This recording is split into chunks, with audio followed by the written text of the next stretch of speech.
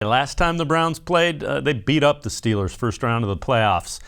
Browns fans remember it. Chris Wormley, the defensive tackle, the nose tackle, also said the Steelers players better remember it. Wormley also talked about the challenge of facing the Browns and this run game.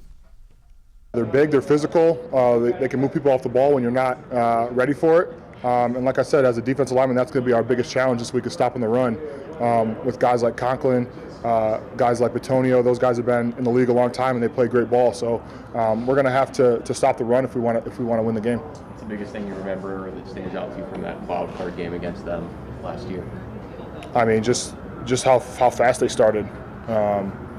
They got up on us, I think, maybe 28-0 in the first quarter, and you're kind of sitting there like, damn, what just happened? We have 3 quarters left of this game. And you know, if it wasn't for that first quarter, I think things would have been different. But I think the biggest thing was just that shock value of we're down 4 scores and it's the first quarter. So we're not trying to do that this week for sure. As a player, is that a game that you just kind of flush, or do you let something like that motivate you throughout the offseason and even this week and getting ready to play them again? Yeah, especially if it was our playoff game we lost, that's going to stick with us for the next 8 months until we put on the pads for camp. So I've been thinking about it a lot. I know a lot of the other guys have been thinking about it, and we're trying to right that ship this week Sunday. Mary Kay, so Browns fans remember that game. Steelers players remember that game as well.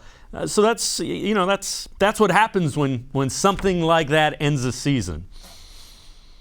Oh my gosh. I mean, it was actually surreal that happened. I mean, you just could not believe that you were inside Heinz Field and it was happening quite like that. And then for the game to end the way that it did, with Ben and Maurkice Pouncey sort of sitting on that bench with tears streaming down their face, it was so bizarre. And of course, Juju Smith-Schuster had a lot to do with how the Browns were so fired up for that football game.